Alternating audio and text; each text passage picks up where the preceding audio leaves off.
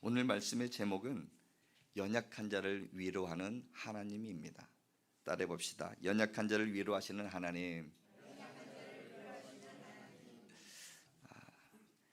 요즘 많은 사람들이 입에서 쉽게 내뱉는 말이 힘들다, 지쳤다 라는 말이 우리 입에서 맴돌고 있습니다. 이 말을 곱씹어 조금 다른 표현으로 하게 되면은 저 좀 위로해 주십시오, 저 좀 위로해 주십시오 라는 말이 아닌가 생각이 듭니다. 사실 우리 가운데 위로받아야 될 사람들이 얼마나 많은지, 한 가정을 하나님께서 분명히 허락하시고 그 가정의 가장으로 정말 가정을 위해서 이렇게 헌신하는 남편들의 모습을 한번 보십시오. 시간이 거듭하면 거듭할수록 지난주에도 말씀드렸던 것처럼 위에서는 누르고 밑에서는 막 치고 올라오며, 그래도 토끼 같은 내 새끼 그 생각하면서 가정을 살리기 위해 얼마나 애쓰고 힘쓰는 우리 남자들, 그 모습을 한번 보십시오. 그분들 위로 받으셔야 됩니다. 그분들에게도 위로가 필요합니다. 여성들은 어떻습니까? 가정 살림과 자녀 양육과 여러 가지 이런저런 신경 쓸 일들이 너무나 많지 않습니까? 이렇게 이야기하면은 아이들이 나서죠. 우리도 힘들어요. 참 아이들도 주장합니다. 공부하는데 얼마나 힘든가. 옛날 같지 않더라고요. 놀고 싶어도 놀지 못하는 시대가 왔어요. 왜냐하면 조금만 놀다 보면 뒤처지기 때문에. 엄마가 학원 갔다 오래요. 어디 학원 다니니? 그러면은 오늘은 수학학원, 내일은 영어학원, 어떤 학원에 치여가지고선 지쳐서 그냥 자버리는 그런 경우가 있더라고요. 또 우리 젊은 청년들은 어떻습니까? 쉽게 흔한 이야기로 3포 세대, 5포 세대, 7포 세대, 연애, 결혼, 출산도 포기한 3포 시대를 넘어서 나는 인간관계와 내 집 마련하는 것도 포기했습니다. 5포 세대에 살고 거기에 더불어 이제 꿈과 희망까지 다 포기했습니다 하는 7포 세대, 너무나 힘겹게 살아가는 청년들, 이게 그냥 나온 말일까요? 그렇지는 않은 것 같습니다. 우리 시대상을 이야기하고 있지만 우리 모두에게 어린아이에서 장년의 일까지, 노년의 일까지 힘들지 않은 사람이 아무도 없다라는 거. 그럼에도 우리가 살아갈 수 있는 것은 하나님의 은혜인 줄 믿으시길 바랍니다. 이런 삶의 현장에서 숨가쁘게 이렇게 살아가는 여러분들의 모습을 이렇게 생각하고 새벽마다 여러분의 가정 한 사람 한 사람 놓고 기도할 때 오늘 집사님이 이렇게 살아가겠구나 떠올리는 그런 장면들이 너무나 많아요. 한 분 한 분 한 가정 한 가정 생각해 보면 참 목사로서 안쓰럽기도 하고, 그래 오늘 하나님 그 가정과 그 집사님, 권사님 모든 삶을 하나님 주관해 주십시오. 하나님 이 시대에 하나님의 위로로 가득 넘치게 해 주십시오 기도하거든요. 여러분을 생각하고 기도할 때마다 오늘 본문을 이렇게 정한 이유가, 우리가 지난주까지 사무엘하 계속해서 새벽마다 묵상해서 오늘도 말씀 전하고 싶었지만, 오늘 우리 성도들에게 가장 필요한 말씀이 무엇일까 고민 끝에 위로라는 단어를 찾게 되었습니다. 그러면서 한 분 한 분 만나면서 그냥 어깨를 토닥토닥, 내가 여러분의 마음을 만져줄 수는 없지만 그럼에도 불구하고 토닥토닥 어깨를 두드려줄 때 다시 힘내서 살아가지 않을까. 저의 힘이 아닌, 그럼에도 불구하고 나는 연약하구나. 그런데 연약한 우리를 도우시는 분이 있다. 그분이 바로 하나님이시다라는 것을 발견하게 되었어요. 여러분 삶 가운데, 여러분 심령 가운데 하나님의 위로와 평강이 있기를 주님의 이름으로 축복합니다. 오늘로써 우리 교회가 세워진 지 만 8개월이 되었습니다. 정말 숨가쁘게 달려왔습니다. 특히 이 4월 달은 고난주간으로 시작해서 부활주일 이렇게 지내고 정말 이제 주일로만 이제 5번째 이렇게 지키는 시간이거든요. 아이들은 새학기가 되어 이제 공부에 막 하면서 지난주에 막 시험 이렇게 치른 학생들도 있을 겁니다. 그런 모습들 이렇게 보면서 거기에 이제 덧붙여서 우리 교회만 보면 이제 저 뒤에 풍경채 아파트를 놓고 이제 전도하는데 또 시간을 내고 힘쓰기도 하고, 그리고 또 주일학교를 세워야 된다 하면서 주일학교 첫 예배도 이렇게 모임도 이렇게 갖게 되었어요. 교회적으로만 이렇게 봐도 정말 많은 일들이 있었는데 저 혼자 감당할 수가 없었고, 여러분 한 사람 한 사람 여러분이 헌신해주고 기도해주신 덕에 지금까지 이렇게 또 지내오지 않았나. 그러면서 이렇게 되돌아볼 때 매 주일이 우리 삶이 행복했으면 좋겠다. 정말 기쁨으로 감당하고 그리고 하나님이 주시는 힘으로 감당했으면 좋겠다 하는 그런 바람이 있었습니다. 그러면서 우리 교회를 한번 보면 주위에 있는 목사님들이 우리 교회가 그래도 우리 가밀 지역에 조금 늦게 이렇게 세워진 교회이거든요. 근데 막 이렇게 예배 드리는 모습과 전도하는 모습과 모임하는 그 모습들 어디서 들었는지 잘 모르겠지만 가밀 하남교회는 많이 부흥한다면서요 하는 이야기가 막 이렇게 소문이 나는 거예요. 저는 너무나 좋은데 한편 부담이 되는 거예요. 근데 그 이면에 여러분의 헌신이 있어 분명한 헌신이 있기 때문에 지금까지 이 교회가 세워져 있는 줄 저는 믿습니다. 그러면서 주일날 여러분의 모습을 한번 생각해 보았어요. 오늘도 예배 후에 맛있는 식사가 준비되어 있습니다. 이게 그냥 되는 게 아니에요. 그냥 우리는 숟가락 들고 맛있다 이렇게 식사의 교제를 나누지만 뭐 여성분들은 집에서 살림한다 생각하고 이렇게 뭐 반찬 몇 가지 이렇게 하고 뭐 이렇게 준비하는 거 별거 아니요, 별게 아니더라고요. 일주일 동안 어떤 반찬 할까, 어떤 식사를 준비해서 우리 온 성도들과 나눌까, 이게 조별로 이렇게 돼 있지만 한 달에 한 번 왜 이렇게 빨리 돌아와요, 그렇죠? 그럼에도 기쁨으로 애써서 준비해 주신 우리 모든 성도들도 너무나 감사합니다. 그뿐이겠습니까? 그 이후에 이 교회 뒷정리를 한다 해서 의자를 뒤로 다 밀고 청소하고 뭐 이런저런 숨어서 봉사하는 분들이 있고요. 차량으로 봉사하시는 분들, 그리고 이 앞에서 예배팀으로 봉사하는 분들. 우리 아이들은 놀고 있습니까? 아니요. 어른들 공경한다 해서 맨 마지막에 맛있는 또 차도 이렇게 또 대접하고. 그래 우리의 한 사람 한 사람 모습 보니까 놀고 있는 사람이 아무도 없어요. 다 수고하고 있는 그 모습들을 볼 때 교회가 우리 온 성도들이 애를 쓰고 있구나.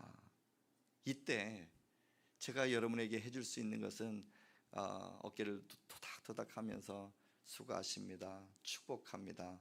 그것보다 더 큰 게 하나님의 위로가 저를 통해서 우리 말씀을 통해서 여러분 심령 가운데 전달되는 게 가장 크겠구나. 그러면서 여러분 그 말씀으로 오늘 말씀을 준비했습니다. 오늘 다시 한번 여러분을 축복하건대 하나님의 위로가 여러분 심령 가운데 있기를 주님의 이름으로 축복합니다. 오늘 말씀은 이사야 40장 말씀입니다. 이사야 40장 말씀입니다. 이사야는 하나님께서 이사야 선지자를 세우고 지금 남유다 이스라엘 백성들, 그 백성들에게 말씀을 전하는 계시의 말씀입니다. 이사야서가 혹시 총 몇 장으로 이루어졌는지 알고 계십니까? 모르실까 봐 제가 말씀드리겠습니다. 66장으로 되어 있습니다. 66 하면은 생각나는 게 떠올려야 돼요. 뭐가 있을까요? 성경. 여기에는 그냥 우리 아이들까지도 눈이 그냥 동그래지는 것 같습니다. 성경 몇 권입니까? 66권. 그러면 조금 더 한 가지 더 물어보겠습니다. 구약 몇 권입니까? 여기는 조금 소리가 작아지네. 39권. 그리고 신약은 27권. 그래서 3927. 그래서 66권입니다. 근데 이사야도 66장으로 되어 있는데 흔히들 이사야서를 성경의 축소판이라고 그래요. 왜 그러냐면 우리 1장부터 39장까지 39권의 구약 메시지처럼 이 39장까지의 메시지는 무엇이냐면 이스라엘 백성들이여 돌아와라. 너희 죄를 회개하라. 너희는 망할 것이야. 심판할 거야. 하면서 이사야 선지자를 통해서 말씀을 전합니다. 그런데 40장부터는 분위기가 확 바뀝니다. 심판의 메시지가 아니라 이제는 희망의 메시지예요. 희망의 말씀이에요. 이 사이에는 근 70년에서 200년 사이 39장에서 40장 넘어갈 때는 그런 시간들이 필요합니다. 근데 어떻게 하나님은 이사야 한 선지자를 통해서 그렇게 말씀을 다 전하셨을까? 여기에는 뭐 학자들의 분분한 해석들이 있지만 하나님의 계시라고 그랬어요. 하나님은 과거와 현재와 미래를 모두 다 주관하시는 분이 하나님이시다라는 것이죠. 과거에 일어난 일이 있으면 그 모든 것들을 깨닫고 돌아와라. 현재 내가 너와 함께 할 것이고 미래 또한 우리의 삶을 다 주관할 것이니 너희는 걱정하지 마. 그리고 하나님만 붙들어라. 이 메시지가 하나님은 이사야 선지자를 통해 남유다 모든 이스라엘 백성들에게 전파된 것이죠. 그러면서 40장부터 66장까지 이게 전해지는 그 말씀은 아까도 말씀드렸던 것처럼 희망의 메시지입니다. 이 말씀을 희망, 지금 현재 이스라엘 백성들의 삶은 희망이 없는 삶이에요. 이스라엘 백성 북이스라엘과 남유다가 있었지만 북이스라엘은 주전 722년 아수르에게 멸망당했어요. 거기 있는 백성들은 어디로 되어 있을까요? 지금 현재 포로로 끌려가 고역을 당하고 있어요. 남유다만큼은 하나님께서 더 신경 쓰고 지금 39장에 그 전에 등장했던 한 왕이 있습니다. 우리는 구약의 시대에 잘 모르지만은 그래도 히스기야 왕은 한 번쯤은 들어보셨을 겁니다. 히스기야 왕이 통치했던 그 시대, 병이 걸려서 하나님 앞에 기도하여 15년 연장을 받았던 은혜의 왕입니다. 근데 그때 이스라엘 백성들이 아직까지 돌아오지 못하고 하나님의 심판을 받으면서 주전 587년 바벨론으로 인해서 모두가 멸망을 당해요. 이제 이스라엘이라는 땅은 전혀 없어져요. 하나님을 그토록 알고 잘 믿었던 1세대, 아버지의 세대까지도 다 죽었습니다. 이제는 2세대, 신앙의 유산을 받았지만 100% 다 유산을 받지 못하고 그저 하나님은 계시는구나 그러나 믿지 않는 힘겹게 살아가는 이스라엘 백성들, 이제는 바벨론 포로로 끌려가 있어요. 그 포로로 끌려가서 고역을 당하고 노예로 종으로 막 살아가는, 힘들게 살아가고 있는 그때 하나님은 이사야 선지자를 통해 미리 예언을 합니다. 그 노역의 때도 다 끊어질 것이야. 희망의 메시지. 그러면서 오늘 1절에 보면 하나님께서 우리를 위로하시고 우리에게 말씀하여 주시는데 하나님은 오늘 세 가지로 우리를 위로하고 계십니다.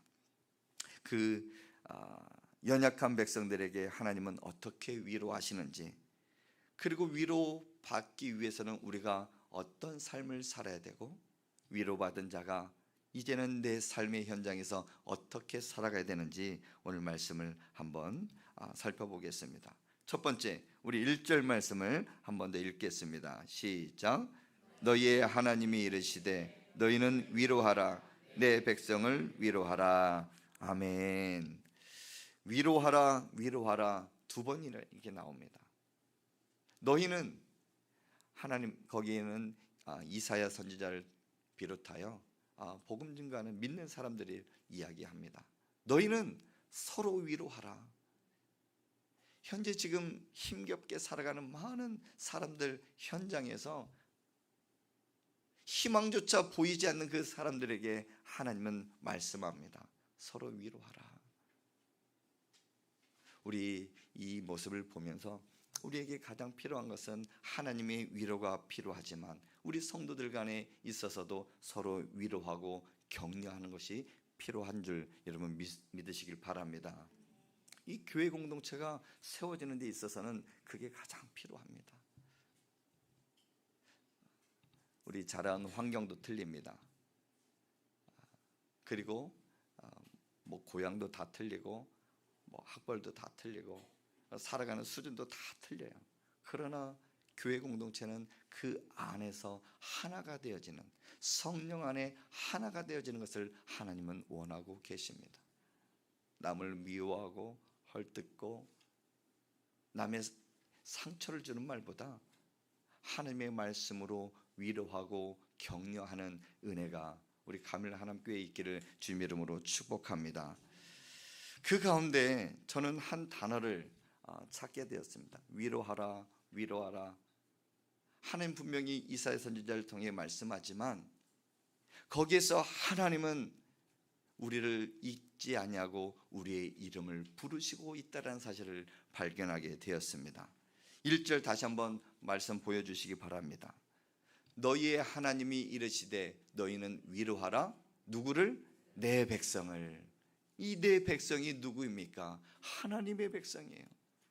현재 바벨론 포로로 끌려가 있는 수많은 사람들이 섞여 살지만은 노예로 살고 가고 있는, 힘겹게 살아가고 있는 그 백성들에게 하나님은 내 백성이라고 말씀하고 있어요. 저는 이 말씀에 가장 큰 위로가 되고 힘이 되는 것은 분명 하나님이 내 앞에, 그리고 내 앞에 나타나셔서 내 백성이라고 이렇게 말씀하시기도 하지만 나의 이름을 부르는 것 같은 그런 느낌이 들었습니다. 누구야? 나의 위로로 회복하라. 지쳐있는 누구야? 너는 나의 백성이야. 너는 나의 자녀야. 이 하나님이 위로면 되지 않겠습니까? 이 세상에 많은 사람들, 정말 가장 가까이 살아가는 남편과 자녀들이 내 옆에 있지만 그분들이 때로는 내 생일이고 기념일이고 내가 힘들고 지쳐 있을 때 와서 위로한다 하지만 그게 큰 위로가 됩니까? 진짜 남편은 남의 편인 것 같아요. 자녀들도 내가 내 배에서 나와서 키우지만은 내 마음대로 안 돼요. 특히 남자들 결혼하면 끝이라면서요. 그래요. 그러면서도 우리가 살아갑니다. 우리는 어디에서 위로를 받아야 됩니까? 하나님의 위로가 여러분 삶 가운데 있기를 주님의 이름으로 축복합니다. 여러분, 하나님이 여러분을 잊지 않냐고 계셔요. 여러분의 이름을 잊지 아니하시고 오늘도 여러분의 이름을 불러가며 누구야? 나의 위로로 일어서길 원한다. 그런 삶이 이번 한 주간 여러분 삶 가운데 있기를 주님의 이름으로 축복합니다. 하나님이 기억하시면 돼요. 하나님이 내 이름을 기억하시면 되는 것입니다. 두 번째, 하나님은 우리를 어떻게 위로하고 계신가? 2절 말씀을 우리 한번 같이 읽겠습니다. 시작. 너희는 예루살렘의 마음에 닿도록 말하며 그것에 외치라. 그 노역의 때가 끝났고 그 죄악이 사함을 받았느니라.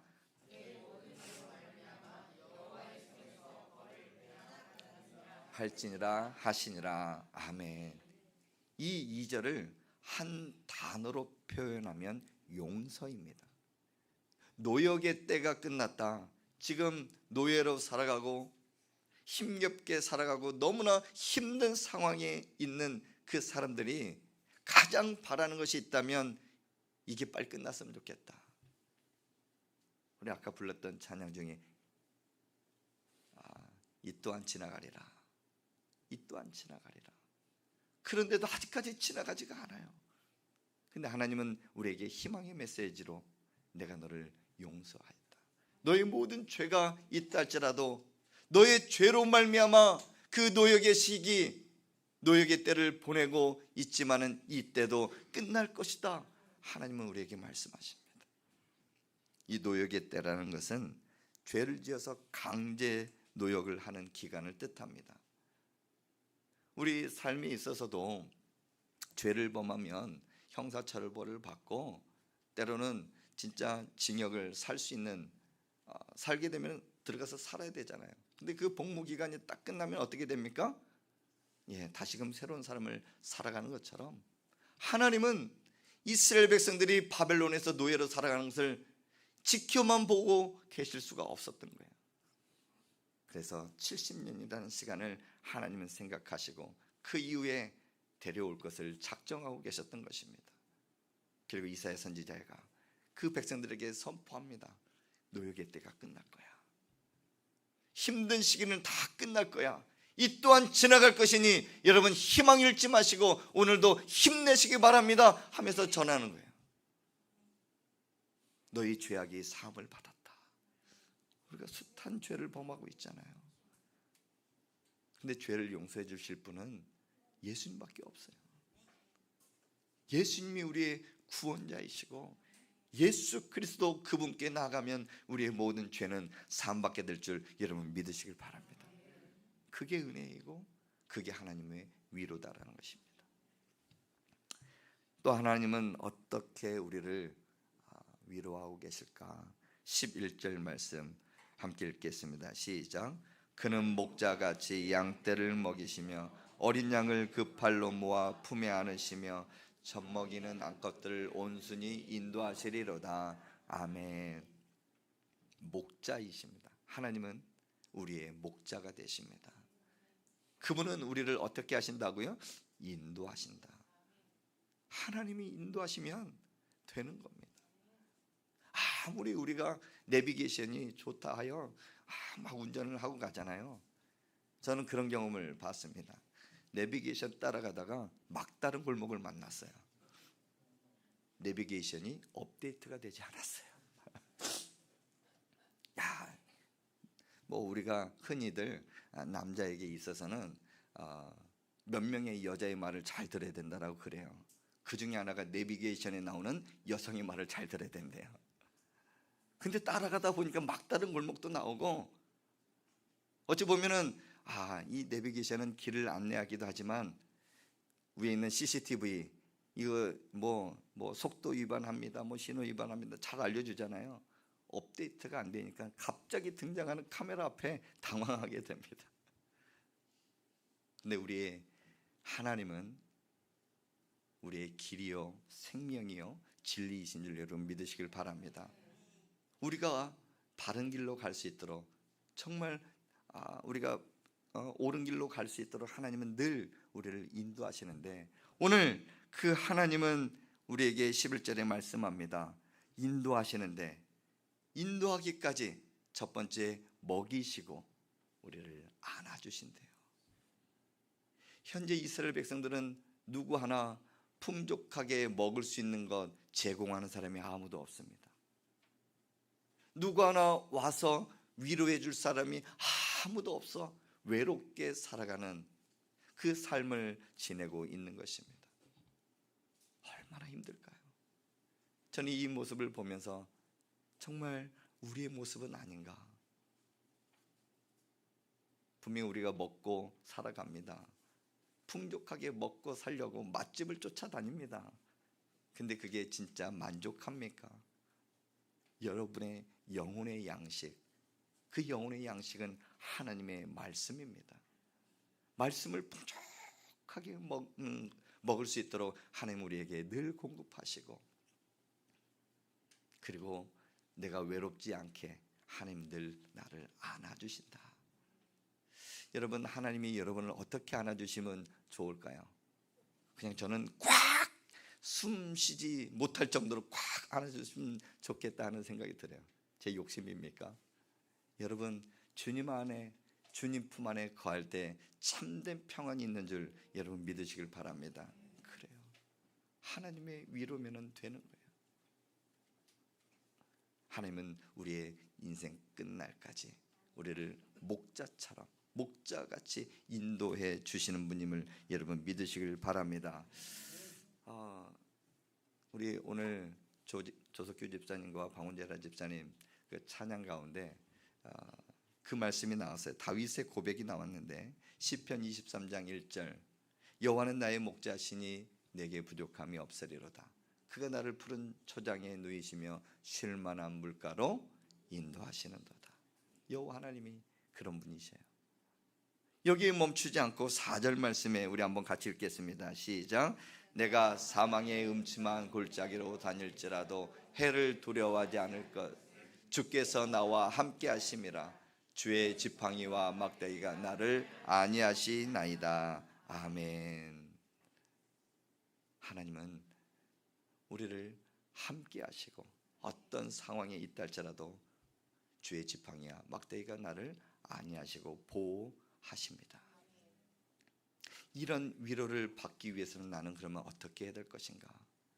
하나님 나의 이름을 기억하시고 나의 이름을 부르시고 나를 용서해 주시고 나를 인도하시는데 이 모든 위로를 어떻게 하면 받을 수 있을까?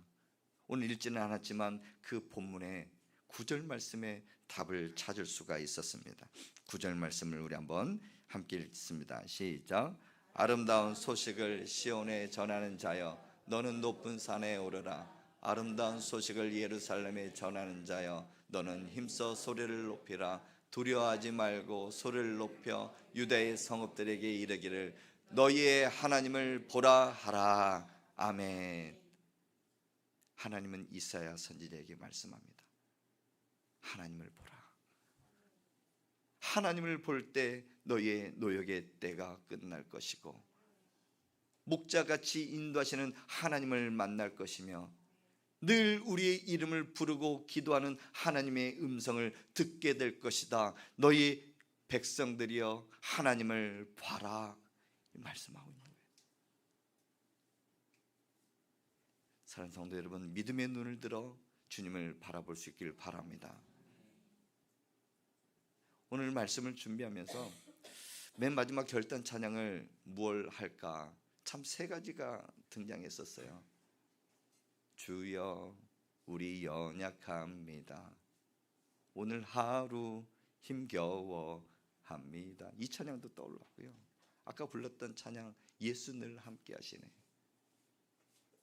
그런데 오늘 찬양단이 이렇게 불렀기에 그래, 오늘 부르지 않는 찬양 하나를 더 우리와 함께 불러야 되겠다 하는 그 말씀에 우리가 하나님의 위로를 받고 하나님을 바람을 통해서 하나님이 주시는 위로 속에 살아가는데 이제 삶의 현장에서 우리는 어떻게 해야 될 것인가?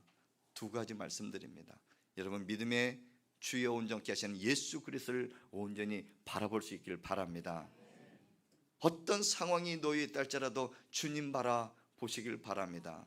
세상 바라보지 말고 문제를 바라보지 말고 상황을 바라보지 말고 세상 논리대로 살아가지 않기로 결단하며 믿음의 주여 온전케 하시는 예수 그리스도를 바라보는 은혜가 있길 주님의 이름으로 축복합니다. 또 한 가지, 우리 삶의 현장에서 오늘 예배 끝난 이후부터 여러분의 입술에서 어떤 말이 나오면 좋을까? 따라해 봅시다. 미고사축. 미고사축이 뭘까요?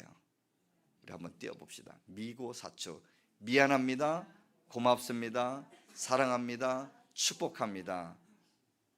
우리 옆에 분에게 신뢰가 안 된다면 그렇게 고백해 봅시다. 미안합니다, 고맙습니다, 사랑합니다, 축복합니다.